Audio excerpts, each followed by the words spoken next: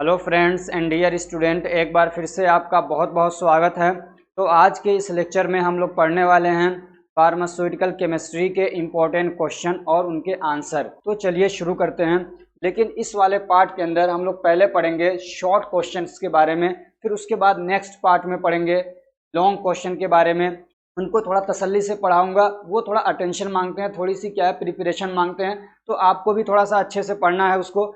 तो इसलिए इसको मैंने सोचा पहले पढ़ा दूं ताकि आप इसकी तैयारी कर लें, आपका टाइम भी वेस्ट ना हो। जैसा कि मुझे मालूम है कई सारे स्टेट में अब क्या एग्ज़ाम शुरू हो चुके हैं और 11 को या 13 को शायद महाराष्ट्र के अंदर इसका पेपर है। सबसे पहले उन्होंने ही मुझे अपनी क्या है डेट शीट भेजी थी कि सर एग्ज़ाम शुरू होने वाले हैं, आप इंपॉर्टेंट क्वेश्चन आंसर की सीरीज़ बना दीजिए। इसलिए मैंने क्या है चैप्टर वाइज जो पढ़ा रहा था, कुछ चैप्टर अभी बचे हुए हैं, उसको छोड़ के पहले मैंने इसको कंप्लीट कराना शुरू किया। इसलिए कि वो 4-5 चैप्टर बच्चे पढ़ भी लेते हैं, खुद से पढ़ लेंगे, लेकिन इससे बहुत फ़ायदा होता है बच्चों का। बहुत कम समय में बहुत अच्छी तैयारी हो जाती है और बहुत अच्छे मार्क्स लेके आते हैं। बहुत सारे बच्चे तो सिर्फ इन्हीं को पढ़ के ही पास हो जाते हैं, बल्कि कॉलेज टॉप कर लेते हैं। तो इसीलिए मैंने सोचा कि आपको इसी पे पढ़ाएं पहले। लेकिन एक बात मैं फिर भी कह दूं, जो केमिस्ट्री जो सब्जेक्ट है ना, फार्माकोलॉजी सेकेंड ईयर में है या फार्माकोथेरापेटिक्स, ये ऐसे सब्जेक्ट होते हैं ना कि यहाँ से गेस करना बहुत मुश्किल होता है। इसलिए कि अब इसमें 10 क्लासिफिकेशन है, 20 क्लासिफिकेशन है, 30 क्लासिफिकेशंस हैं।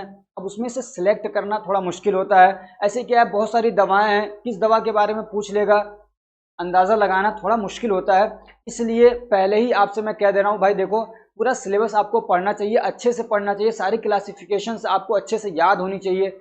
हम तो सिर्फ आपको गेस करके देंगे। तो मेरी पूरी कोशिश होती है कि यहाँ से क्वेश्चन ज़्यादा से ज़्यादा फंसे, लेकिन क्वेश्चन पेपर हम तो नहीं बनाएंगे ना। इसलिए अगर आपके क्या है क्वेश्चन नहीं फंसते हैं तो उसके लिए सॉरी, ये आपकी रिस्पॉन्सिबिलिटी है, आप इसको पढ़ें या ना पढ़ें।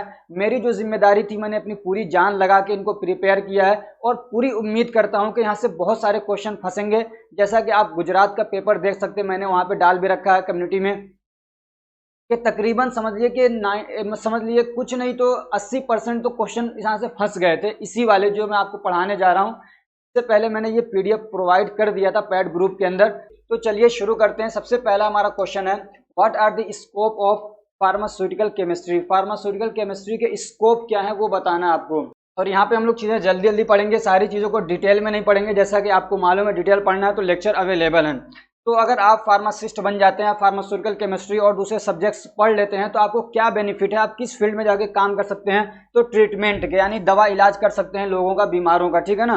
और दूसरा क्या है, ड्रग फॉर्मुलेशन में भी जा सकते हैं आप। हालांकि डी फार्म करके ड्रग फॉर्मुलेशन में लोग कम जाते हैं, ड्रग सेलिंग में ज़्यादा जाते हैं, समझ रहे हैं ना। लेकिन आप जा सकते हैं, आपको भी थोड़ा छोटा मोटा काम तो दिया ही जा सकता है। डायरेक्टली आप दवा तो बना नहीं सकते, उसके लिए तो बी फार्म किया हुआ ज़रूरी होता है, समझ रहे हैं ना। और क्या है, research and development in the field of drug. Drug के फील्ड में आप रिसर्च और डेवलपमेंट में जा सकते हैं, लेकिन ये आपके लिए बेस बनेगा। अभी सीधे आप चाहेंगे डी फार्मा करके रिसर्च करने पहुंच जाएं तो नहीं होगा, बल्कि आपके लिए एक बेस बनता है ये। उसके बाद आप बी फार्म करते हैं, एम फार्म करते हैं, पीएचडी करते हैं, फिर जाके आप रिसर्च और डेवलपमेंट में जाते हैं। केमिकल एनालिसिस कर सकते हैं, आप केमिकल एनालिस्ट बन सकते हैं। बहुत सारे गवर्नमेंट एनालिस्ट होते हैं जो क्या कहते हैं सैंपल्स आते हैं, समझ रहे हैं ना। जैसे कि मान लीजिए क्या कहते हैं ड्रग इंस्पेक्टर गया और किसी कंपनी में, दवा बनाने वाली मैन्युफैक्चरर कंपनी के वहाँ से सैंपल लिए, तो उसको चेक करने के लिए भेजते हैं। तो एनालिसिस होता है कि ये जो मटेरियल यूज़ कर रहे हैं ये असली है या नहीं है, जो फाइनल प्रोडक्ट इन्होंने बनाया इसके अंदर कोई ख़राबी तो नहीं है, या वही क्वालिटी जो हम चाह रहे हैं बनवाना इनसे वही बना रहे हैं। तो बहुत सारे चेकअप होते हैं, तो वो एनालिसिस भी कर सकते हैं आप, लेकिन इसके लिए बहुत सारा पढ़ना पड़ता है। अब इन्हीं को आप थोड़ा सा और एक्सप्लेन करके आगे इधर लिख देंगे, समझ रहे हैं ना। इनको ये इस तरीके से आप कॉपी भरते हैं, ये पॉइंट्स आपके याद हैं तो आप ऐसे आगे थोड़ा थोड़ा इनको एक्सप्लेन करेंगे, थोड़ा सा लिखेंगे, एक लाइन छोड़िए फिर इसको लिखिए, इसके एक्सप्लेन करिए, फिर एक लाइन छोड़िए फिर लिखिए। इस तरीके से आपके इतने के ही क्या है 10 लाइन बना सकते हैं, समझ रहे हैं। दूसरा जो क्या कहते हैं क्वेश्चन है वो है, define impurities, give source and effect of impurities in pharmaceuticals. Pharmaceuticals का मतलब होता है दवाएं। ये कह रहे हैं कि दवाओं के अंदर इम्प्योरिटीज क्या होती है उसको बताना है, ठीक है ना, और उनके सोर्स क्या है, उनके इफेक्ट क्या होते हैं अगर इम्प्योरिटीज आ जाए दवाओं के अंदर। तो सबसे पहले इम्प्योरिटीज क्या होती है, in chemistry the presence of any undesired substance in a material और प्रोडक्ट इज कॉल्ड इम्प्योरिटी। कोई भी आपका मटेरियल है या कोई प्रोडक्ट है, या फिनिश्ड प्रोडक्ट भी कह सकते हैं आप इसको, ठीक है ना। फिनिश्ड प्रोडक्ट है और उसके अंदर कोई भी अनवांटेड या अनडिजायर्ड या ऐसी चीज़ जो हम नहीं चाह रहे हैं वो उसके अंदर मौजूद है, तो उसको हम लोग बोलते हैं इम्प्योरिटी केमिस्ट्री के अंदर। समझ रहे हैं ना। केमिस्ट्री के जब उसमें फील्ड में आप काम कर रहे हैं, कोई भी आपके पास सब्सटेंस है, कोई भी चीज़ है, कोई भी दवा है, कोई भी केमिकल, कोई भी सॉल्वेंट है, उसके अंदर कोई ऐसी चीज़ है जो हम चाहते हैं कि वो नहीं होना चाहिए, अनवांटेड है, अनडिजायर्ड है, अगर वो वहाँ पे मौजूद है उसको बोलते हैं हम लोग इम्प्योरिटी। लेकिन खास तौर से जो ऑर्गेनिक सब्सटेंस होते हैं उनका मौजूद होना ज़्यादा मतलब क्या कहते हैं नुकसानदेह होता है, तो इसीलिए हम लोग क्या है इम्प्योरिटी, खास तौर से ऑर्गेनिक सब्सटेंस के प्रेजेंस को इम्प्योरिटी बोला जाता है। ऑर्गेनिक सब्सटेंस यानी ऐसा मटेरियल जिसके अंदर कार्बन मेन क्या है एटम हो और उसके हाइड्रोजन वगैरह जुड़े हुए होते हैं, तो ऐसे सब्सटेंस को हम लोग ऑर्गेनिक बोलते हैं। तो किसी भी चीज़ के अंदर ऑर्गेनिक सब्सटेंस है तो उसको हम लोग क्या है इम्प्योरिटी बोलते हैं, चाहे वो थोड़े अमाउंट में हो चाहे ज़्यादा अमाउंट में हो। लेकिन जो इनऑर्गेनिक सब्सटेंस हैं वो अगर क्या है बहुत थोड़े अमाउंट में है और उनसे कोई दिक्कत नहीं हो रही है, कोई टॉक्सिसिटी नहीं हो रही है, तो उसको इम्प्योरिटी नहीं बोला जाता है। हाँ, इतना ज़्यादा अमाउंट में है कि उससे आदमी को टॉक्सिसिटी हो जा रही है, उससे दिक्कत होने लग रही है, तो फिर उसको भी क्या है इम्प्योरिटी कंसिडर किया जाता है। जैसे कि आर्सेनिक और हैवी मेटल या आयरन वगैरह हैं, ये क्या है इनऑर्गेनिक सब्सटेंस हैं। अब इनकी वजह से दिक्कत क्या होती है, तो सबसे मतलब बड़ी दिक्कत होती है कि जो दवा की प्रॉपर्टी है वो बदल जाती है। समझे, दवा की प्रॉपर्टी बदलने से बहुत सारी दिक्कतें आ सकती है। उसका केमिकल स्ट्रक्चर बदल जाएगा, केमिकल नेचर बदल जाएगा, उसके क्या कहते हैं हाफ लाइफ बदल सकता है, बहुत सारी दिक्कतें आ सकती हैं। अब इसके सोर्स क्या हैं, मतलब ये इम्प्योरिटी कैसे हो सकती है, तो रॉ मटेरियल, जो रॉ मटेरियल हम लोग यूज़ करते हैं जिससे दवा वगैरह बनाना है, केमिकल बनाना है, उससे क्या एपीआई निकालना, कुछ भी हमको करना है, तो उसी के अंदर पहले से ही क्या है इम्प्योरिटी मौजूद हो सकती है। जैसे कि रॉक साल्ट है, इसको हमने लेके आए, उसे कुछ बनाना है, लेकिन उसके अंदर पहले से क्या कैल्शियम सल्फेट या मैग्नीशियम क्लोराइड मौजूद होते हैं। अगर उनको हम लोग ना निकालें, उनको क्या है मतलब उनको सफाई ना करें उनकी, और वैसे ही उससे हम कुछ बनाने लग जाएं, कोई दवा में यूज़ करें, तो वहाँ पे इम्प्योरिटी आ जाएगी। दूसरा जो सोर्स होता है वो होता है रीएजेंट और सॉल्वेंट। जो भी केमिकल वगैरह या कोई सॉल्वेंट हम यूज़ कर रहे हैं उसके अंदर पहले से इम्प्योरिटी हो सकती है। तो जैसे कि मान लीजिए हमने वाटर यूज़ किया, उसके अंदर पहले से इम्प्योरिटी है। ऐसे क्या है बाई प्रोडक्ट और साइड प्रोडक्ट भी क्या है इम्प्योरिटी कॉज कर सकते हैं। इसका मतलब क्या होता है, जैसे कि हम कोई दो केमिकल्स मिला के एक नया कोई मतलब सब्सटेंस बनाते हैं, एक नया प्रोडक्ट बनाते हैं, तो साथ में कोई और अनवांटेड प्रोडक्ट भी बनता है जो कि हमको ज़रूरत नहीं होती है, लेकिन वो बनेगा क्योंकि केमिकल रिएक्शन हो रहा है, तो उसके सारे वो चीज़ें बैलेंस भी होना चाहिए, तो वो चीज़ें बनेंगी वहाँ पे। तो वो जो मतलब एक चीज़ बनती है जिसको हमको ज़रूरत नहीं होती है वहाँ पे, उसको बोलते हैं बाई प्रोडक्ट। जैसे कि एसिटिक एसिड और एथेनॉल को जब हम मिलाते हैं, एक साथ रिएक्शन कराते हैं, तो बनता क्या है एथाइल एसीटेट, जो हमको चाहिए होता है, ये हमारा वांटेड है, लेकिन साथ में ये क्या है अनडिजायर्ड या अनवांटेड चीज़ भी बनता है जो हमको नहीं चाहिए होता, यही बाई प्रोडक्ट है। अगर उसको वहाँ से न निकालें तो वो हमारे क्या है दवा के अंदर इम्प्योरिटी कॉज करता है। और क्या है मॉइस्चर कंटेंट है या एयर है या हीट है, तो इनकी वजह से भी क्या होती है इम्प्योरिटी हो जाती है। ये दवाओं की प्रॉपर्टी को अल्टर कर देते हैं, ठीक है ना। अल्टर करने का मतलब बदल देते हैं। उसके अलावा क्या है कंटामिनेशन ड्यूरिंग मैन्युफैक्चरिंग, दवा बना रहे हैं उसी टाइम पे कंटामिनेशन हो सकता है। वहाँ पे जो मशीनें वगैरह हम लोग यूज़ कर रहे हैं, ठीक है ना, या जो कंटेनर वगैरह यूज़ कर रहे हैं उन्हीं में से कोई छोटे छोटे पार्टिकल्स टूट के गिर जाए या कैसे भी कोई चीज़ उसके अंदर आके मिल जाती है, तो वहाँ पे भी क्या होता है कंटामिनेशन हो जाता है। सारी चीज़ें लिखी हुई हैं यहाँ पे, ठीक है ना। उसके अलावा क्या इम्प्योरिटीज ड्यूरिंग स्टोरेज, आपने सब कुछ सही से बनाया, कोई इम्प्योरिटी नहीं थी, फिनिश्ड प्रोडक्ट यानी जो फाइनल प्रोडक्ट आपका आया वो बिल्कुल सही है, समझ रहे, उसका चेकअप हो गया, लेकिन जब उसको हमने कंटेनर के अंदर यूज़ किया, चाहे ग्लास हो, प्लास्टिक हो, मेटल हो, किसी भी कंटेनर के अंदर हमने उसके यूज़ क्या उसको पैक करके रख दिया, स्टोर कर दिया, अब उसको भेजना जब भी भेजा जाए, लेकिन उसी दौरान जब हमने उसको रख रखा था उसी में से कोई कंटेनर में से टूट टूट के छोटी छोटी चीज़ें उसके अंदर मिल गई, तो इस तरीके से भी इम्प्योरिटी हो जाती है। और सातवां आपका एक्सीडेंटल सब्सटीट्यूशन और डेलिब्रेट अडल्ट्रेशन। सब्सटीट्यूशन का मतलब होता है एक की जगह पे दूसरे को रख देना, मिला देना, समझ रहे, अच्छी चीज़ की जगह पे घटिया चीज़ को रख दिया तो वो हो जाता है आपका सब्सटीट्यूशन, या घटिया चीज़ की जगह पे अच्छी रख दी तब भी सब्सटीट्यूशन है। तो एक की जगह पे दूसरी चीज़ को रख देना, समझ रहे हैं। जैसे कि मान लीजिए आपके एक टीचर थे, दूसरे आ गए उनकी जगह पे पहले को हटा दिया तो उनको सब्सटीट्यूट कर दिया गया है, ठीक है। तो ये दो तरीके से हो सकता है सब्सटीट्यूशन, एक होता है मतलब एक्सीडेंटल और एक होता है डेलिब्रेट। तो जानबूझ के भी अडल्ट्रेशन होता है, अडल्ट्रेशन को आप सब्सटीट्यूशन भी बोलते हैं, ठीक है ना, एक की जगह पे दूसरे को रख देना। जैसे कि मान लीजिए आपके पास क्या नमक है, अलग अलग क्वालिटी के हैं, आयोडीन नमक टाटा वाला जो कि बहुत ज़्यादा नुकसानदेह होता है, सब लोग उसी को यूज़ करते हैं, तो टाटा वाला आयोडीन नमक अच्छी क्वालिटी का नमक आपको मिलाना था, लेकिन आपने क्या किया उसकी जगह पे थोड़ा घटिया क्वालिटी वाला सस्ता वाला, समझ रहे हैं ना, जिसके ऊपर बहुत सारे एडवर्टीजमेंट के पैसे खर्च नहीं किए गए हैं, वो मिला दिए। तो उसी की बात हो रही है कि आपने जानबूझ के क्या महंगी चीज़ की जगह पे अच्छी क्वालिटी की चीज़ की जगह पे आपने लोकल क्वालिटी की चीज़ मिला दी, तो फिर क्या होगा उसको हम लोग बोलते हैं डेलिब्रेट, और ये अगर अनजाने में हो गया उसको बोलते हैं क्या, डेलिब्रेट अडल्ट्रेशन। और ये अगर ऐसा अनजाने में हो गया, आपने जानबूझ के नहीं किया, दोनों टाइप के नमक क्या रखे हुए थे, उस पर कोई लेबल वेबल था नहीं, किसी ने हटा दिया था जो भी लिखा हुआ था, उसका पाउच फाड़ के फेंक दिया था, और नमक दोनों क्या है किसी कंटेनर के अंदर रखे थे, आपने समझा कि लग रहा है यही अच्छा वाला है, लेकिन वो क्या था, थोड़ा लो क्वालिटी वाला था, आपने उसको डाल दिया, तो अनजाने में हो गया, उसको बोलते हैं एक्सीडेंटल। ठीक है, अब इसका इफेक्ट क्या होता है, तो उससे टॉक्सिसिटी कॉज हो सकती है। ठीक है ना, उससे टॉक्सिसिटी हो सकती है, वहां पे दवा की जो क्वालिटी है डिग्रेड हो सकती है, और क्या है, डिक्रीज दी थेरापेटिक इफेक्ट, उस दवा की वजह से जो इफेक्ट आना चाहिए, यानी बीमारी को ठीक करने की जो उसके अंदर सलाहियत और क्या कहते हैं एबिलिटी होनी चाहिए, वो खत्म हो जाती है। वो अब पता चला खा रहा है, दवा काम ही नहीं कर रही है, तो उसका थेरापेटिक इफेक्ट खत्म हो जाएगा, और उसकी शेल्फ लाइफ या हाफ लाइफ भी खत्म हो सकती है, जल्दी से एक्सपायर हो सकती है।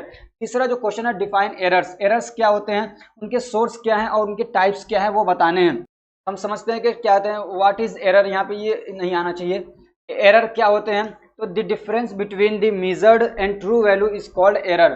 ट्रू वैल्यू और मेजर्ड वैल्यू के बीच में जो डिफरेंस होता, ट्रू वैल्यू और मेजर्ड वैल्यू के बीच में जो डिफरेंस होता है, जो फर्क होता है, उसी को बोलते हैं हम लोग क्या, एरर। ठीक है ना, ट्रू, ये मेजर्ड वैल्यू कर लीजिए इसको, ट्रू वैल्यू और मेजर्ड वैल्यू के बीच में जो डिफरेंस होता है उसी को बोलते हैं एरर। अब इसको थोड़ा सा एक मतलब सिंपल एग्जांपल से समझिए। मैंने 1 किलो दूध मंगाया, ठीक है ना, 1 किलो क्या मंगाया, दूध मंगाया, उस पर लिखा हुआ भी है, और वो है भी कितना, 1000 ग्राम है। ठीक है ना, 1000 ग्राम है भी, वो मैंने मंगाया कितना, 1 किलो, और वो है भी 1 किलो ही, 1000 ग्राम है, उस पर लिखा हुआ भी है। लेकिन मुझे लगा ना यार, लग रहा कुछ गड़बड़ी है, मैंने उसको क्या किया, वजन किया। मेरे पास जो मशीन है, मेरे पास जो वेइंग मशीन है, ठीक है ना, बैलेंस करने वाली तराजू जो है, उसको मैंने लिया और उस पर उसको वजन किया, तो पता चल रहा है कि यार वो तो 900 ग्राम ही है। समझ रहे हो? तो ये जो मैंने वजन किया और जो असल में इसका वैल्यू है, उसके बीच का जो डिफरेंस है, उसी को बोलते हैं एरर। क्या बोलते हैं उसको, एरर बोलते हैं। समझ में आ रहा है, ये जो 100 का फर्क दिख रहा है आपको, यही एरर है। अब ये कम ज्यादा हो सकता है, एक मैंने आपको मोटी मोटी सी मिसाल दी है, समझ रहे हैं, ये मैंने आपको एक मोटी मोटी सी क्या है एग्जाम्पल से आपको समझाया है। अब इसमें अलग अलग टाइप के ये हो सकते हैं। अब ये कैसे होते हैं उसी को बोलते हैं सोर्स। तो यहाँ टाइप नहीं आना चाहिए, यहाँ क्या आएगा, सोर्स आएगा। ठीक है ना, जो मेजर सोर्स है इसके वो क्या है, तो जो हमारी मशीन है जिससे मैं तराजू, जिसपे मैं तौल रहा हूँ, उसका कैलिब्रेशन कराना ज़रूरी होता है। समझ रहे हैं, जैसे कि अब बाइक है, बाइक की सर्विसिंग नहीं कराएंगे तो धुआं देने लग जाती है, सही से स्पीड नहीं देती है, उसमें आवाज़ आने लग जाती है, बहुत सारी दिक्कतें होती हैं। ऐसे ही जो वेइंग मशीन होती है, उसका कैलिब्रेशन कराना, मरम्मत कराना, ठीक करना, चेकअप कराना बहुत ज़रूरी होता है। अगर नहीं कराएंगे तो इस टाइप के डिफरेंसेस आने लग जाएंगे। समझ रहे हैं, है तो वजन उसका कितना 1000, लेकिन वो बता ही नहीं रहा है, मशीन क्या है पूरी तरीके से बता नहीं रही है, तो उसका उसकी वजह क्या है, तो वो अभी ग्रीसिंग मांग रही है, उसको तेल चाहिए, उसको क्या है, मतलब क्या कहते हैं, मरम्मत करना है। तो सबसे पहला क्या होता है, कैलिब्रेशन की जरूरत पड़ती है। अगर नहीं करेंगे, डिले करेंगे उसमें, तो फिर ये दिक्कतें आने लग जाती हैं। दूसरा क्या, इंस्ट्रूमेंटल एरर। जो मशीन हमारी वो खराब है, मशीन में कोई दिक्कत है, समझ रहे हैं ना, तो उसकी वजह से भी एरर आएगा। और क्या है, इन्वायरमेंटल कंडीशन। जो इन्वायरमेंट के कंडीशन होते हैं, उसके अंदर क्या है, फ्लक्चुएशन हो रहा है, कभी गर्मी बढ़ जा रही है, कभी ह्यूमिडिटी हो जा रही है, बहुत ज्यादा मॉइस्चर आ जा रहा है, कभी एयर बहुत ज्यादा आ जा रहा है, एयर प्रेशर बढ़ जा रहा है। समझ रहे हैं ना, तो ये सारी दिक्कतें अगर हैं, जहाँ पे आप ये काम कर रहे हैं मेजरिंग का, वजन करने का, तो फिर वहां पे दिक्कत आएगी। समझ रहे हैं ना, तो इसकी वजह से भी एरर आ जाता है। मान लीजिए हवा का प्रेशर बहुत ज्यादा आया, वो वाले तराजू होते थे ना पहले, ऐसे नापा जाता था, तो उन्हीं को देख के ये क्या है बनाए गए हैं सारे ये।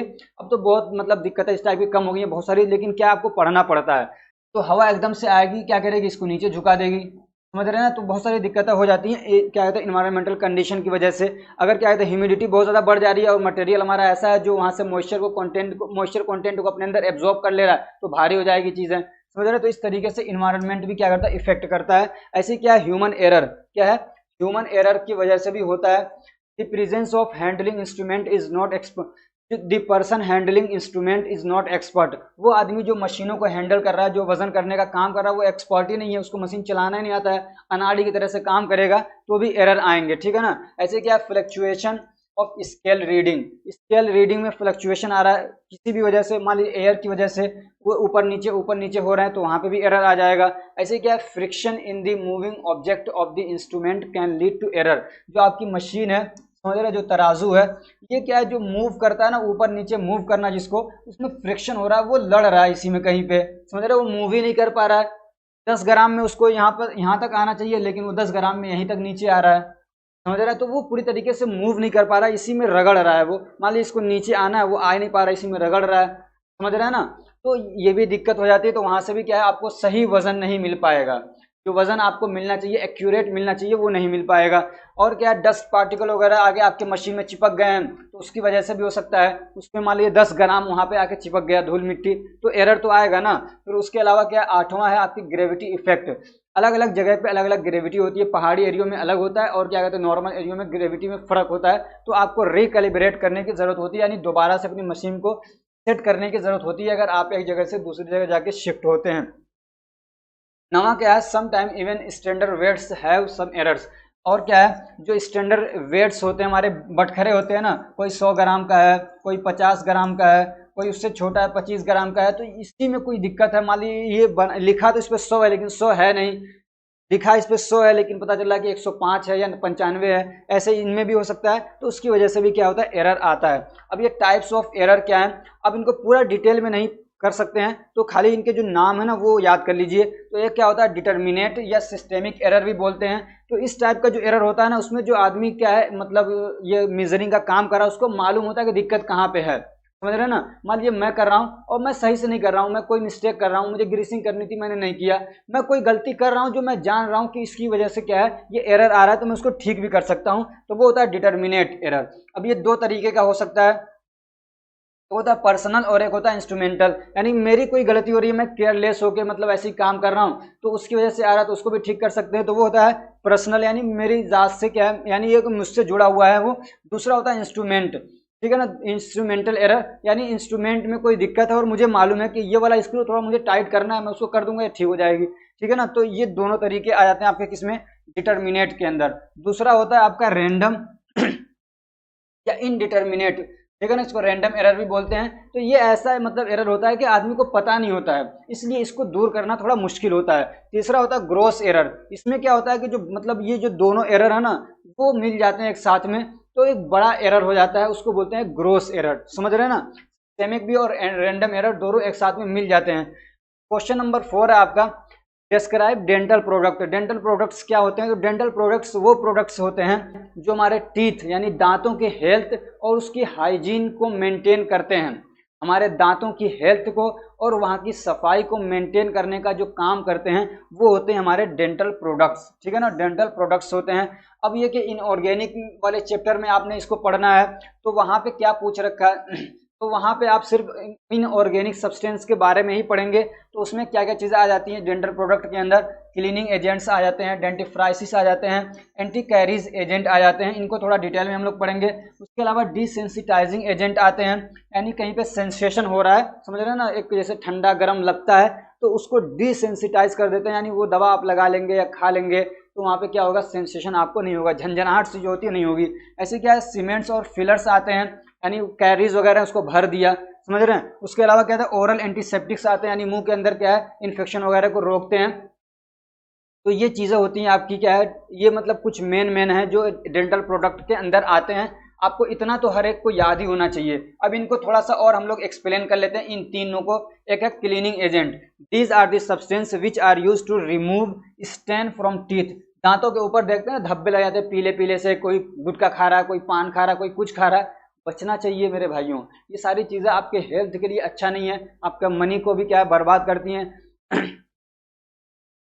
तो जानते हो कितना एडिंग होती है, सबसे ज़्यादा जो पैसा मतलब गवर्नमेंट को टैक्स पेयर का मिलता है, वो यहीं से मिलता है, समझ रहे हैं ना, बहुत कमाई है।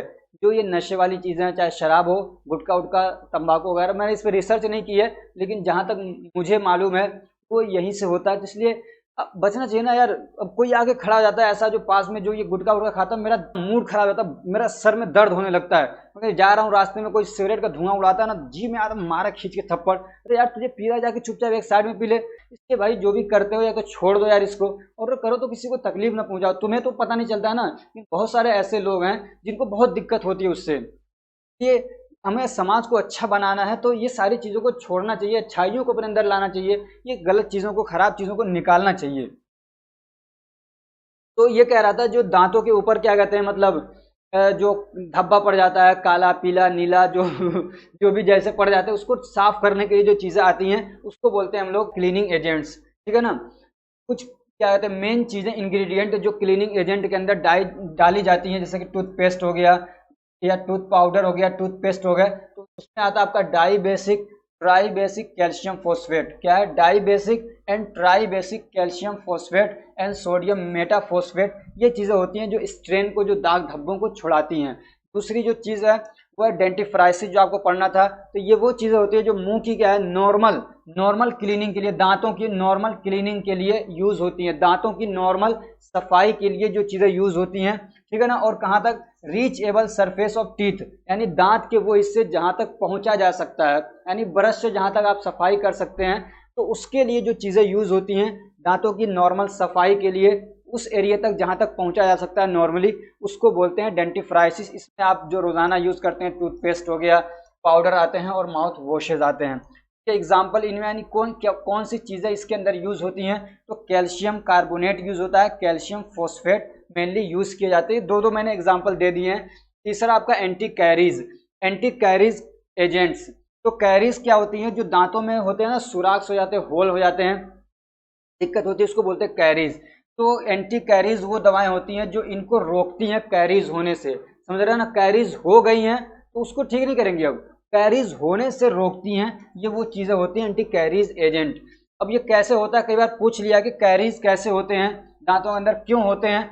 तो क्या कहते हैं, हम लोग खाना खाते हैं, कुछ भी मुंह के अंदर कार्बोहाइड्रेट रह गया, समझ रहे, अब माइक्रो ऑर्गेनिज्म तो हर जगह है, वो काम करना शुरू कर देते हैं, तो बनाते हैं लैक्टिक एसिड, समझ रहे हैं। और जो हमारे दांतों का सबसे बाहरी हिस्सा होता है उसको बोलते हैं एनेमल। और जो एनेमल होता है ना, वो सबसे ज़्यादा हार्डेस्ट होता है हमारी बॉडी के अंदर, यानी उससे ज़्यादा हार्ड कोई चीज़ नहीं होती है, हार्डेस्ट थिंग कह सकते हैं आप, हमारी बॉडी के अंदर होता है। लेकिन उसको भी क्या है, लैक्टिक एसिड की मौजूदगी में जब ज़्यादा देर तक वो रहता है, in the presence of lactic acid, तो वो भी क्या होता है, कमज़ोर हो जाता है और फिर वो एसिड के अंदर सोल्यूबल हो जाता है, समझ रहे हैं। जब वो सोल्यूबल होता है फिर क्या होता है, वहाँ पे कैरीज होना शुरू हो जाते हैं। जब उसके अंदर घुलना शुरू हो जाता है और माइक्रो ऑर्गेनिज्म भी काम कर रहे हैं, तो बहुत आसानी से फिर क्या है, वो उसको काट के अंदर घुस जाते हैं, समझ रहे हैं। अब वो कौन से एजेंट हैं जो एंटी कैरीज हैं? तो सोडियम फ्लोराइड हो गया और सोडियम मेटाफॉस्फेट, इसके बारे में क्वेश्चन पूछा जा चुका है। ये क्या करते हैं? तो these substance inhibit the formation of carries by decreasing the solubility of enamel in acid. Acid के अंदर ये जो सोडियम फ्लोराइड है या सोडियम मेटाफॉस्फेट हैं, ये क्या करते हैं, solubility of enamel in acid को रोकते हैं, यानी जो हमारा एनेमल है उसको एसिड के अंदर सोल्यूबल होने से, घुलने से रोकते हैं, समझ रहे हैं। अगला क्वेश्चन हमारा, right a note on penicillin. Penicillin G या पेनिसिलिन के ऊपर पूछे या एमोक्सिसिलिन के ऊपर पूछे, समझ रहे हैं ना, ये सब एक ही कैटेगरी की दवाएं हैं। तो आपको क्या करना है, यही वाला नोट जो पेनिसिलिन वाला है वही आप डालेंगे, ठीक है ना। थोड़ा बहुत फर्क करेंगे उसमें, जो चीज़ें हैं थोड़ा बहुत फर्क करेंगे, समझ रहे हैं। और क्या कहते हैं, और आपको टेट्रासाइक्लिन और मैक्रोलाइड्स को क्या है, थोड़ा हल्का फुल्का एक्सप्लेन करना, उनके एग्जांपल्स बताने हैं। तो पेनिसिलिन क्या है, ये फर्स्ट एंटीबायोटिक है which was clinically used in 1941। 1941 के अंदर फर्स्ट टाइम इसको यूज किया था किसी क्लिनिक के अंदर एंटीबायोटिक के तौर पे, समझ रहे हैं। किसी को मतलब इन्फेक्शियस डिसीज से बचाने के लिए सबसे पहले इसको यूज किया गया था, समझ रहे हैं, किसको, पेनिसिलिन को। और ये कहाँ से मिला था उस टाइम पे, तो फंगस से इसको लिया गया था, पेनिसिलियम नोटेटम से इसको लिया गया था। लेकिन आजकल इसको दूसरी जगह से लेते हैं, मतलब उसको लेते हैं पेनिसिलियम क्राइसोजेनम से आजकल इसको ले लिया जाता है। इसके डिटेल में आपको नहीं जाना है। एग्जाम्पल इसके क्या है पेनिसिलिन के, तो पेनिसिलिन जी आता है, एमोक्सिसिलिन आता है, फ्लोक्सेसिलिन आता है। तो ये सारे क्या हैं, इसके एग्जाम्पल्स हैं किसके, पेनिसिलिन के। तो इन पेमिक्सिलिन के बारे में पूछ ले रहा है, पेनिसिलिन के बारे में पूछ रहा है, तो ये सारी चीज़ें आप उसमें लिख देंगे और इनके यूजेस लिखेंगे खासतौर से आप, कि पेनिसिलिन वाली जो कैटेगरीज की दवाएं हैं जो एंटीबायोटिक्स, उनको कब यूज़ किया जाता है। क्या कहते हैं, स्ट्रेप्टोकोकल इन्फेक्शन है तो उसमें यूज़ करते हैं, ऐसे क्या है नीमोकोकल इन्फेक्शन है उसमें यूज़ करते हैं।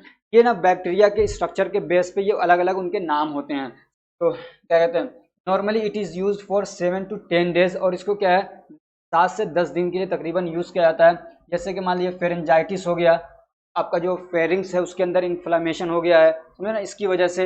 ऐसे एंडोकार्डाइटिस हो गया, ऐसे क्या रिमेटिक फीवर हो गया, तो इन सब चीज़ों में इसको यूज़ किया जाता है, ठीक है ना। ये क्या कहते हैं, इन्फ्लामेशन होता है, ये हमारा जो एंडोकार्डियम है, या क्या कहते हैं, ये एक फीवर होता है जिसमें जो हमारे हार्ट हैं या क्या कहते हैं जो ब्लड वेसल्स हैं या ज्वाइंट्स वगैरह हैं उनके अंदर सूजन वगैरह होता है, दर्द वगैरह होता है, समझ रहे हैं। तो उस कंडीशन में क्या है, इस पेनिसिलिन को यूज़ किया जाता है। ऐसे क्या होता है, न्यूमोकोकल इन्फेक्शन है, जैसे कि क्या कहते हैं निमोनिया हो गया, या क्या कहते हैं पेरिकार्डाइटिस या मेनिंजाइटिस हो गया, तो इन कंडीशन में इसको यूज़ किया जाता है। पेरिकार्डियम में क्या कहते हैं, निमोनिया एक पूरी डिटेल है, आप उसको सोशल फार्मेसी में पढ़ेंगे, अब यहाँ पे टाइम नहीं है पूरा पढ़ाने का, लेकिन ना पेरिकार्डाइटिस मतलब जो पेरिकार्डियम है उसके अंदर इन्फ्लेमेशन हो गया है। ऐसे क्या कहते हैं ब्रेन को कवर करने के लिए एक परत होती है, ठीक है ना, उसके अंदर जब इन्फ्लेमेशन होता है उसको बोलते हैं मेनिंजाइटिस, ठीक है ना, मेनिंजाइटिस, ठीक।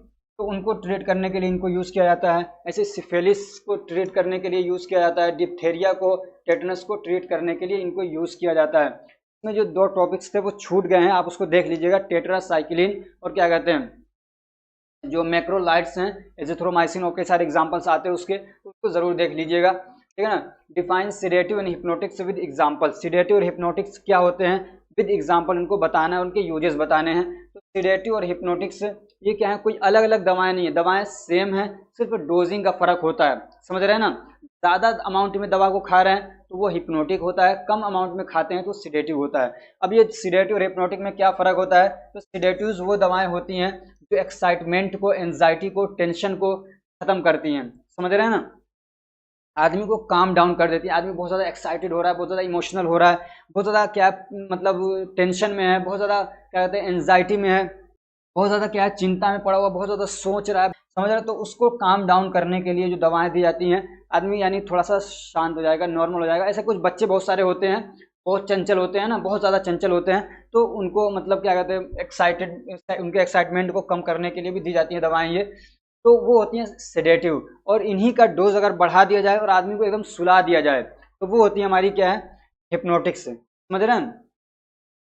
इसको एक ऐसे भी फ़र्क किया जाता है कि क्या कहते हैं, एक आदमी को मतलब नींद नहीं आ रही है तो उसको नींद लाने के लिए जो दवाएं देते हैं उसको सीडेटिव बोलते हैं, समझ रहे हैं। जैसे कि मान लीजिए नॉर्मली मुझे नींद आती थी, मैं रोजाना 8 घंटे सोता था, रात में 9 बजे सो जाता था, लेकिन आज कुछ मेरे साथ मतलब क्या कहते हैं कुछ इवेंट्स हो गए, कुछ दिक्कत हो गई, अब रात में मैं सोच रहा हूँ नींद नहीं आ रही है, तो मुझे अब दवा दी जाएगी वो होगी सीडेटिव, ताकि मुझे जो नॉर्मल नींद आती थी वो उतनी आ जाए।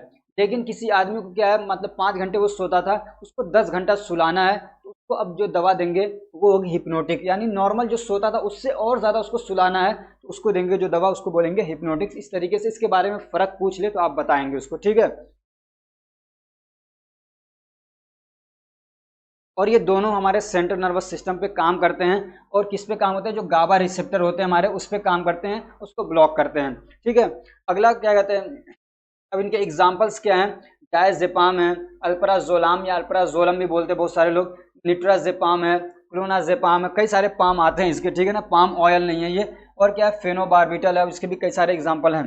तो इनका अब इनके क्या कहते हैं यूजेस क्या हैं, तो इनको सिडेटिव और हिप्नोटिक के तौर पे यूज़ किया जाता है। और क्या it is use anti anxiety, anxiety है, डिप्रेशन है तो उसके लिए यूज़ किया जाता है। इंसोम्निया है, आदमी को नींद नहीं आ रही है तो इसलिए भी इसको यूज़ किया जाता है। या क्या है, किसी को ज़बरदस्ती नींद लाना है, जैसे ऑपरेशन वगैरह करना है, उसको सुलाना है, तो भी क्या कहते हैं, या किसी भी कंडीशन की वजह से अगर नींद लाना है तो उसको यूज़ किया जाता है। एंटी मलेरियल ड्रग को क्लासीफाई करना, आपको मलेरिया के लिए जो दवाएं दी जाती हैं उसको क्लासीफाई करना है। तो पहले क्वेश्चन ये भी पूछा जा सकता है कि क्या कहते हैं मलेरिया क्या है उसको बताइए। हाँ एक चीज़ और यहाँ पे मतलब ना एक बार पूछ लेता है, लाइफ साइकिल ऑफ मलेरिया बताइए, हालांकि यहाँ का टॉपिक नहीं है ये, लाइफ साइकिल जो होता है उसका पूछ लेता है, ठीक है ना। मलेरिया का जो पैरासाइट है उसका लाइफ साइकिल क्या है, कैसे चलता है ये, अगर आपको वो टॉपिक पढ़ना है तो फार्मेकोथेरापेटिक के अंदर मैंने पूरा डिटेल उसकी पढ़ा रखी है कि मलेरिया का जो लाइफ साइकिल है पूरा, यानी जो मलेरिया का पैरासाइट है वो कैसे काम करता है, कैसे घूमता है, मतलब क्या होता है, कहाँ पे कहाँ से वो रिलीज होते हैं, कब आरबीसीज में पहुँचते हैं, फिर वहाँ से निकलते हैं, क्या होता है, वो सारी चीज़ें तो आप फार्मेकोथेरापेटिक सेकेंड ईयर के अंदर है,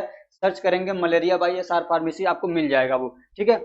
तो मलेरिया क्या होता है, एक लाइफ थ्रेटनिंग डिसीज होती है, यानी इससे जान भी आदमी की जा सकती है। और ये कहाँ से इधर उधर जाती है, आपको मालूम है कि इन्फेक्टेड मच्छर है तो उसके काटने से क्या है, इधर से उधर बीमारी ट्रांसफर होती है। मच्छर खुद बीमारी का पैथोजन नहीं है, बल्कि ये बीमारी का पैथोजन नहीं है, बल्कि ये क्या है, कैरियर होता है जो बीमारी को ढोता है, यानी जो पैथोजन है उसको ढोने का काम करता है, समझ रहे ना। तो कौन सा मच्छर होता है आपको मालूम है, ठीक है ना, फीमेल एनोफिलीज मॉस्किटो होता है, ठीक है। अब जब एक इन्फेक्टेड आदमी को काट लेता है तो खुद मच्छर इन्फेक्टेड हो जाता है, दूसरे को काटता है उसको भी इन्फेक्टेड कर देता है ये। अब इसकी क्लासिफिकेशन क्या है, इसमें कई सारे क्लासिफिकेशन को मैंने छोड़ दिया है, सिर्फ आपको 5-6 दिए हैं ताकि आसानी से याद हो सकें। उसमें भी कहीं पे 2-2 एग्जाम्पल से आप एक ही एग्जाम्पल से काम चला सकते हैं। तो पहला क्या है, 4 अमाइनो क्यूनोलिन। क्या है 4 अमाइनो क्यूनोलिन, इसका एग्जाम्पल आता है क्लोरोक्विन और पिपेराक्विन, ठीक है। दूसरा होता है आपका क्यूनोलिन मेथेनॉल, इसका एग्जाम्पल आपका मेफ्लोक्विन।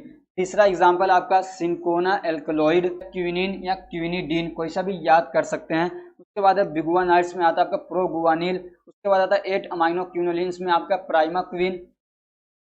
और छठा आपका सल्फोनामाइड भी यूज़ करते हैं या सल्फोन्स भी यूज़ करते हैं, तो सल्फाडोक्सिन, ठीक है ना, या डेप्सोन भी आप कह सकते हैं। तो इसमें से एक क्लोरोक्विन को याद कर लीजिए, प्राइमाक्विन को याद कर लीजिए, और तीसरा आप याद कर लेंगे क्विनिन या क्विनिडीन, ठीक है ना, सिंकोना वाला याद कर लीजिएगा। तो अगर आपको पूरा याद नहीं आ रहा तो ये 3 एग्जाम्पल उसके अंदर डाल दीजिएगा। 3 एग्जाम्पल सबसे ज़्यादा मेन है, इनको जरूर याद कर लीजिएगा, ठीक है ना। अगला क्वेश्चन है, right about the drugs use for treatment of tuberculosis. Tuberculosis क्या होता है, टीबी क्या होता है, आप इसको अच्छे से जानते हैं, ठीक है ना। एक इन्फेक्शियस डिसीज है, माइकोबैक्टीरियम ट्यूबरकुलोसिस की वजह से होता है। हमारे लंग्स वाले सिस्टम को पहले ये डिस्टर्ब करता है, उसको पूरा बर्बाद कर देता है, आदमी को दिक्कत होती है बहुत ज़्यादा इसके अंदर, ठीक है ना। खाना पीना भी नहीं लगता। तब क्या क्या बताएं इसकी। The drugs are use to treat TB या tuberculosis are called anti tubercular agent, ठीक है ना। जो दवाएं टीबी को ट्रीट करने के लिए यूज होती है उनको बोलते हैं एंटी ट्यूबरकुलर एजेंट। टीबी क्या है, एक बैक्टीरियल इन्फेक्शन होता है, इसकी वजह से होता है माइकोबैक्टीरियम ट्यूबरकुलोसिस की वजह से होता है। जो एंटीबायोटिक्स यूज होती हैं जो आपके सिलेबस में दे रखा है वो क्या उनके एग्जाम्पल हैं, कई सारे हैं लेकिन मैं यहाँ पे 4 दे रखे हैं। तो एक क्या है 1NH, ठीक है ना, इसको आइसोनियाजिड बोलते हैं।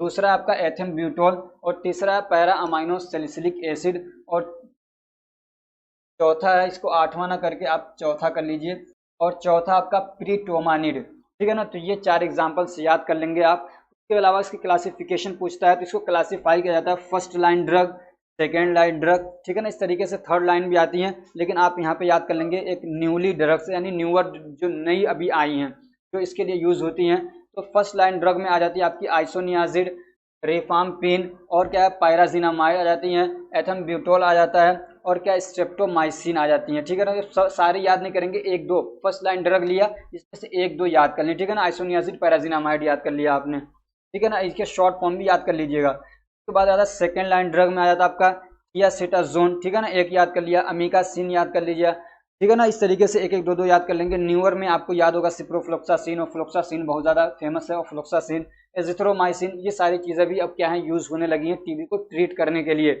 अब इसके बारे में क्वेश्चन पूछा जाता है डॉट थेरेपी के बारे में।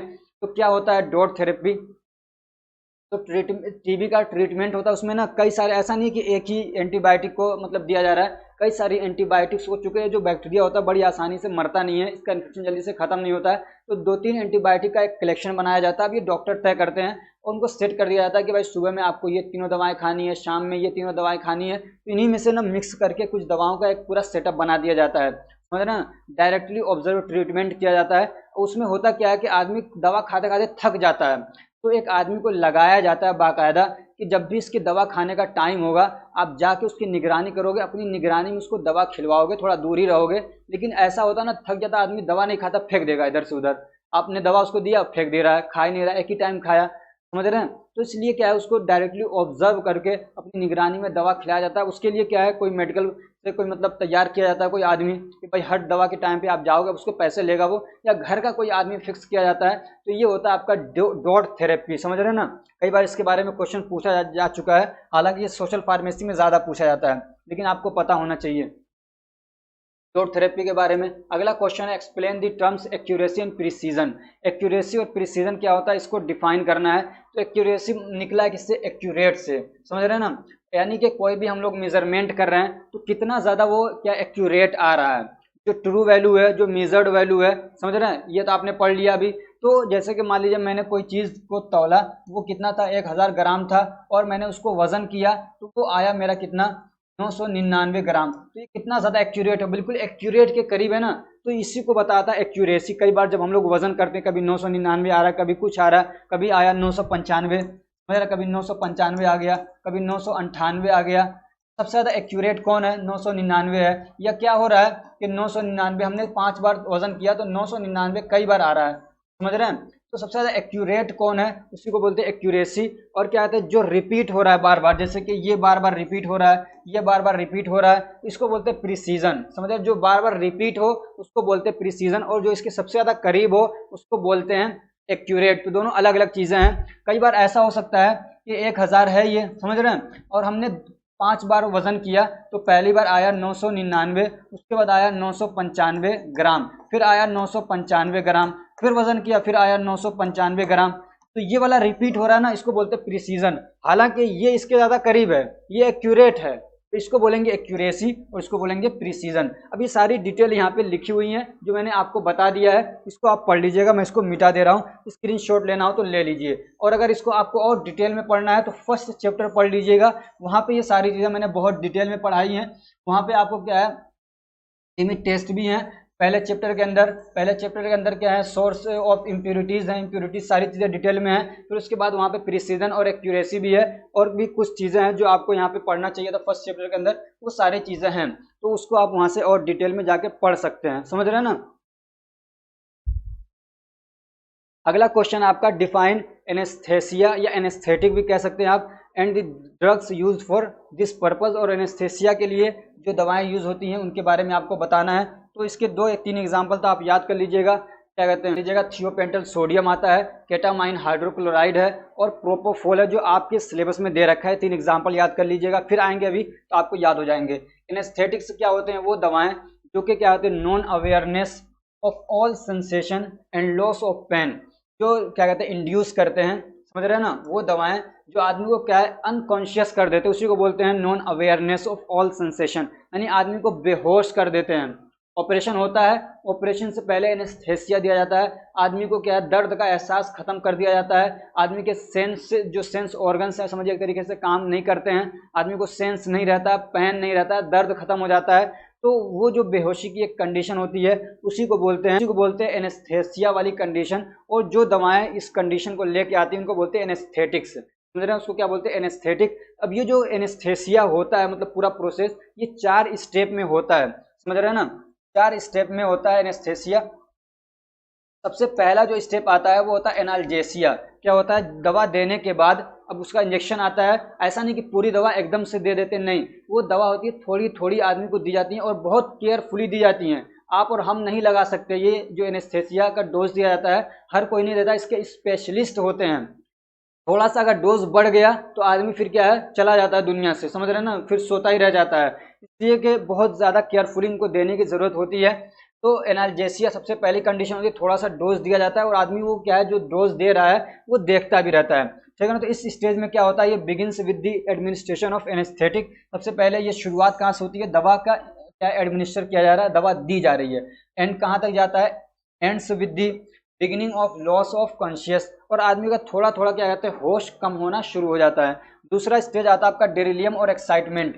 This stage starts with the loss of consciousness. इसमें आदमी का क्या है शुरू कहाँ से होता है, आदमी क्या मतलब उसका जो क्या कहते हैं सेंस है, जो अवेयरनेस है, समझे ना, जो अवेयरनेस है वो खत्म होना शुरू हो जाता है, यहाँ से शुरुआत होती है। फिर क्या होता है अनकंट्रोल्ड मूवमेंट, आदमी क्या करता है मूवमेंट करने लगता है, एक्साइट हो जाता है, समझ रहे हैं ना, इसके एक्साइटमेंट भी बोलते हैं। क्या कहते हैं वो हाथ पैर चलाना शुरू कर देता है। आई लैश रिफ्लेक्स में स्लो, में ये शो नहीं है, ये स्लो कर लीजिए इसको। और ये जो क्या कहते हैं हमारी जो आँख के ऊपर ये जो पर्दा होता है ना, आई जो इसको बोलते हैं आई लैश, ठीक है ना, तो उसके जो रिफ्लेक्सेस होते हैं ऊपर नीचे ये क्या कहते हैं झपक रहा है, हमारी जो पलकें हैं तो वो स्लो हो जाती हैं, समझ रहे हैं ना। तो ये होता है आपका सेकंड स्टेज। तो आता है आपका थर्ड स्टेज। थर्ड स्टेज क्या, यही वाला स्टेज जो हमको चाहिए होता है, ठीक है ना, सर्जिकल एनेस्थेटिक इसको बोलते हैं। क्या बोलते हैं, सर्जिकल एनेस्थेटिक। इसी स्टेज में क्या है सारे क्या कहते हैं जो प्रोसीजर होते हैं, यानी कि किसी का ऑपरेशन वगैरह हो रहा है सब इसी स्टेज में होते हैं। तो this stage involve unconscious and paralysis of reflexes. आदमी इसमें क्या होता है पूरी तरीके से कॉन्शियसलेस हो जाता है, यानी अनकॉन्शियस बेहोश हो जाता है, पैरालिसिस हो जाता है रिफ्लेक्सेस के, समझ रहे हैं, इसको टच कर रहे हैं, काट पीट रहे हैं, जो एक रिफ्लेक्स जाता है ना, आँख रिफ्लेक्स आपने पढ़ा होगा, तो वो क्या कहते हैं मतलब मैसेज आना जाना बंद हो जाते हैं, आंखों की पुतलियां भी क्या झपकना बंद हो जाती हैं। पेशेंट जो था पूरी तरीके से एकदम काम डाउन हो जाता है, ना कोई हरकत है ना कुछ है, बस एकदम अब मुर्दे की तरह समझ लिए पड़ा हुआ है। उसके क्या कहते हैं पल्स जो है वो क्या कहते हैं लो हो जाते हैं, और उसका जो रेस्पायरेशन है फुल रहता है और रेगुलर रहता है, समझ रहे हैं ना, यानी पूरी तरीके से सांस लेता रहता है। एंड पुपिल्स बिकम कॉन्स्ट्रिक्टेड, और उसकी जो क्या कहते हैं आंखें हैं जो पुतलियाँ उसकी हैं वो सिकुड़ जाती हैं, ठीक है ना। तो ये सारी चीज़ें होती हैं इस कंडीशन के अंदर, और इसी में सारे क्या है सर्जिकल प्रोसीजर किए जाते हैं। उसके बाद आता है अगर और ज़्यादा आपने डोज बढ़ा दिया इसके ऊपर तो वो आता है मेडुलरी पैरालाइसिस, यानी आपका मेडुला पूरी तरीके से पैरालाइसिस हो जाता है। This stage should be avoided, ये वाला स्टेज क्या है बचना चाहिए, यहाँ तक नहीं पहुँचना, इसी को देखते रहना है। और यहीं पे क्या है लाके दवा को रोक दिया जाता है, उसके ज़्यादा डोज में देंगे तो फिर दिक्कत हो जाएगी। और क्या है it starts with the respiratory paralysis, और ये स्टार्ट कहाँ से होता है कि जो आदमी सांस ले रहा है वो भी क्या है बंद होने लग जाए अगर, तो समझिए कि ये वाला स्टेज अब शुरू हो रहा है, समझ रहे हैं ना, रेस्पिरेटरी सिस्टम रुक जाए। जब वो रुकेगा तो फिर कार्डियक फेलियर भी होगा और आदमी की क्या है आदमी भी फेल हो जाएगा, उसकी भी डेथ हो जाएगी। इसके एग्जांपल्स क्या हैं जो क्या कहते हैं एनेस्थेटिक्स हैं, तो थियोपेंटल सोडियम है, केटामाइन हाइड्रोक्लोराइड है, प्रोपोफोल है, और भी कई सारी दवाएं यूज होती हैं, आपके सिलेबस में ये दे रखे हैं। अगला क्वेश्चन आपका write a note on hypoglycaemic agents with example. Hypoglycaemic agent मतलब ग्लाइसेमिया का मतलब समझिए शुगर, तो वो दवाएं जो शुगर को कम करती हैं, वो दवाएं जो शुगर लेवल को, ब्लड के शुगर लेवल को, शुगर ये नहीं कि मतलब कहीं से भी शुगर को शॉर्टेज करवा दिया, ब्लैकमेल करवा दिया, बल्कि ब्लड के अंदर शुगर के लेवल को जो दवाएं कम करती हैं उसको बोलते हैं हाइपोग्लाइसेमिक एजेंट, ठीक है ना। एंटी डायबिटिक ड्रग्स जो बोलेंगे हाइपो, हाइपर हो जाएगा तो बढ़ाने वाली, हाइपो हो गया तो कम करने वाली। इनके एग्जांपल्स क्या हैं, तो जैसे कि मेटफॉर्मिन हो गया, और क्या कहते हैं ग्लिबेंक्लामाइड हो गया, ग्लिपेमिराइड हो गया, पियोग्लिटाजोन हो गया, ऐसे क्या है रिपागिलिनाइड, तो ये कुछ एग्जांपल्स हैं। अब ये कि दवाओं के बारे में पूछे तो क्या कहते हैं जो दवाएं डायबिटीज़ को ट्रीट करने के लिए यूज़ होती हैं, डायबिटीज़ मेलाइटिस जरूर लिखिएगा, ठीक है ना, डायबिटीज़ मेलाइटिस, डायबिटीज़ बोला जाता है लेकिन डायबिटीज़ मेलाइटिस लिखेंगे, आदमी समझेगा जो एग्जामिनर है ये लड़का पढ़ा हुआ है, ठीक है ना। अब ये डायबिटीज़ दो तरीके के होते हैं, एक होता है टाइप 1 और एक होता है टाइप 2। टाइप 1 वाले में आदमी का जो पैनक्रियाज है वहाँ से बिल्कुल भी अब क्या है क्या कहते हैं इंसुलिन रिलीज ही नहीं होता है या बहुत थोड़ा होता है, तो वो होता है टाइप 2। वो होता है टाइप 1, ठीक है ना, उसको बोलते हैं इंसुलिन डिपेंडेंट, उसको इंसुलिन का इंजेक्शन देना ही पड़ता है, समझ रहे हैं ना। और दूसरे होते हैं टाइप 2 वाले पेशेंट, समझ रहे हैं, जो डायबिटीज़ होता है टाइप 2 का होता है, तो उसमें इंसुलिन होता तो है, पैनक्रियाज में दिक्कत उक्कत बहुत ज़्यादा नहीं है, बल्कि जो इंसुलिन है वो अपना काम नहीं कर पा रहा है, समझ रहे हैं ना, इंसुलिन अपना काम नहीं कर पा रहा है या कोई और दूसरी रीज़न की वजह से क्या होता है, मतलब क्या कहते हैं ब्लड के शुगर लेवल बढ़ जाता है, तो उसमें जो दवाएं दी जाती है वो ये वाली होती हैं और उसको बोलते हैं टाइप 2 डायबिटीज़, समझ रहे हैं। एक क्वेश्चन पूछता है give storage condition for insulin, insulin का स्टोरेज कंडीशन क्या है उसको बताना है, ठीक है ना। इंसुलिन को कैसे स्टोर किया जाता है, कितने टेम्परेचर पे, तो क्या कहते हैं अनयूज्ड इंसुलिन, यानी जो इंसुलिन आया पैक्ड है अभी उसको खोला नहीं गया है, तो उसको कहाँ पे रखेंगे, रेफ्रिजरेटर के अंदर रखते हैं 4 से 8 डिग्री सेल्सियस के अंदर, ठीक है ना। और क्या कहते हैं फर्स्ट यूजेज, आपने उसको खोल दिया और उसको यूज़ कर लिया, तो अब उसको क्या करेंगे आप डिस्कार्ड कर देंगे after 3 month if kept at 4 degree Celsius to 8 degree Celsius, समझ रहे हैं, आपने उसको खोल के यूज़ कर लिया तो आप उसको 3 महीने तक क्या है 4 से 8 डिग्री सेल्सियस पे रख सकते हैं। उसके बाद आप उसको क्या करेंगे डिस्कार्ड कर देंगे, यानी उसको आप वो समझिए एक्सपायर हो गया, उसको यूज़ नहीं करेंगे, फेंक देंगे, समझ रहे हैं ना। और क्या कहते हैं after 4 week if kept a room temperature, और अगर आपने उसको क्या है मतलब रेफ्रिजरेटर के अंदर नहीं रखा, रूम टेम्परेचर पे रखा 4 हफ्तों तक यानी तकरीबन 1 महीना तक, तो तब क्या हो वो एक्सपायर हो जाएगा, आप उसको क्या करेंगे डिस्कार्डेड कर देंगे, फेंक देंगे, समझ में आ गया। अगला क्वेश्चन है define heterocyclic compound, heterocyclic compounds क्या होते हैं उसको डिफाइन करना, उसको बताना है। अब इसके लिए बहुत लंबा चौड़ा आपको मतलब वो बताना पड़ेगा, लेकिन उतना डिटेल में जाऊंगा नहीं, आपको अगर डिटेल पढ़ना है तो आप चौथा चैप्टर केमिस्ट्री का पढ़ लीजिएगा। हेट्रोसाइक्लिक कंपाउंड क्या है, तो ये भी क्या है ऑर्गेनिक कंपाउंड्स होते हैं विच हैव 1 और more heteroatoms in the ring, कोई रिंग है, समझ रहे हैं ना, ये रिंग है, इसमें यहाँ पे सब पे क्या है कार्बन लगे हुए हैं, लेकिन क्या हो रहा है जो हेट्रोसाइक्लिक कंपाउंड होते हैं उसमें कहीं एक जगह पे कार्बन की जगह पे कोई दूसरा हेट्रो एटम लग जाता है। हेट्रो एटम जैसे कि ऑक्सीजन हो गया, नाइट्रोजन हो गया, सल्फर हो गया, उसको बोलते हैं, यानी कार्बन और हाइड्रोजन के अलावा जो मतलब एटम्स होते हैं वो होते हैं आपको हेट्रो एटम, समझ रहे हैं ना। तो ये जो अब साइकिल है ये क्या है हेट्रोसाइक्लिक कंपाउंड है, यानी कोई भी यहाँ से एटम को हटाया कार्बन को या हाइड्रोजन को, और वहाँ पे हमने क्या किया मेन एटम में से, समझ रहे हैं, और उसमें कोई हेट्रो एटम लगा दिया, तो वो होता है आपका हेट्रोसाइक्लिक कंपाउंड। और कंपाउंड चूंकि रिंग में है तो इसको साइक्लिक बोलते हैं, समझ रहे हैं ना। अगर ऐसे खुला हुआ है अगर हेट्रो एटम है तो हेट्रो ए साइक्लिक कंपाउंड तो होगा, लेकिन साइक्लिक कंपाउंड जब होगा जब वो क्या है पूरी तरीके से रिंग में है, चारों तरफ से जुड़े हुए हैं, समझ रहे हैं। अब ये जो हेट्रोसाइक्लिक कंपाउंड है ये भी दो तरीके के होते हैं, एक होता है हेट्रोसाइक्लिक एलिसाइक्लिक कंपाउंड, समझ ना, हेट्रोसाइक्लिक एलिसाइक्लिक कंपाउंड होता है। अब इसमें फर्क, और दूसरा होता है हेट्रोसाइक्लिक एरोमेटिक कंपाउंड। अब इसमें देखना ये एक स्ट्रक्चर है और एक ये स्ट्रक्चर है, और इसके अलावा एक ये स्ट्रक्चर है, सॉरी यहाँ पे नहीं आएगा, ये स्ट्रक्चर है, समझ रहे हैं। यहाँ मैं दूसरा बना दे रहा हूँ। यहाँ पे मान लीजिए ये ऑक्सीजन लगा हुआ है, ठीक है, एक ये कंपाउंड है आपके पास, एक ये कंपाउंड है। तो इसमें देख रहे हैं आप कहीं डबल बॉन्ड नहीं है, कहीं पे भी डबल बॉन्ड नहीं है। अगर डबल बॉन्ड नहीं होता है तो आपका होता है वो हेट्रोसाइक्लिक एलिसाइक्लिक कंपाउंड।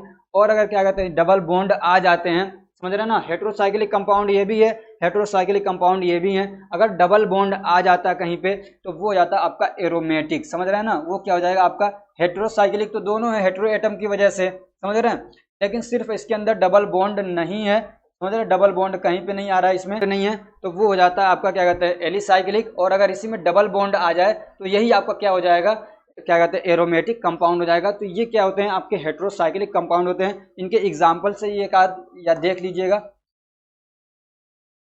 समझ रहे हैं ना।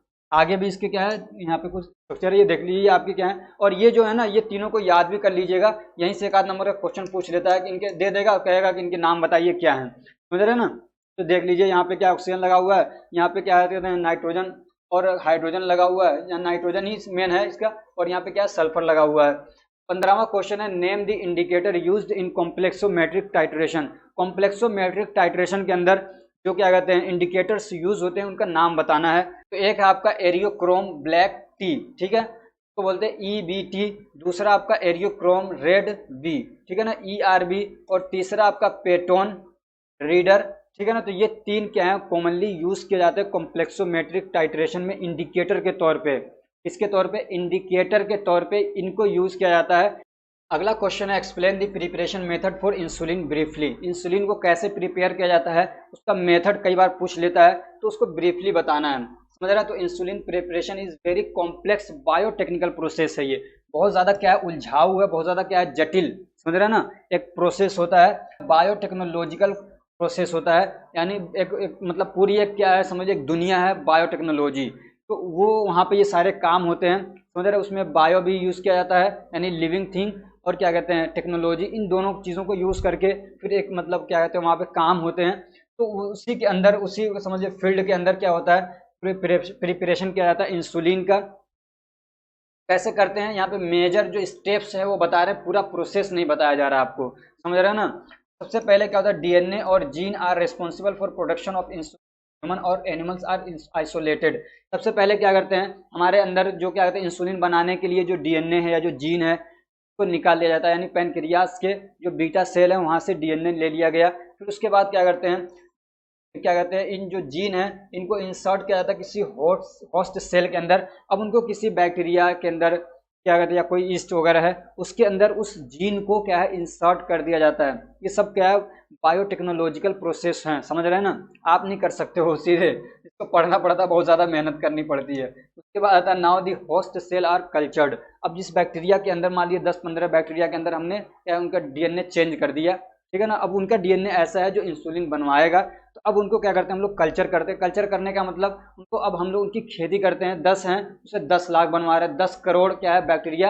अब मतलब क्या कहते हैं रिप्रोडक्शन हो रहा है, समझ रहे हैं ना। कल्चर करने का मतलब समझिए रिप्रोडक्शन हो रहा है। उनको ऐसा इन्वायरमेंट दिया जाता है जिसमें बहुत तेज़ी से वो ग्रो करते हैं, बहुत तेज़ी से बढ़ते हैं, अपनी क्वांटिटी को बढ़ाते हैं, समझ रहे हैं ना, उनके अपने नंबर को बढ़ाते हैं। जैसे इन्फेक्शन करते हैं हमारी बॉडी के अंदर आके अपना नंबर बढ़ाते हैं, तो नंबर बढ़ाने में बहुत माहिर होते हैं वो।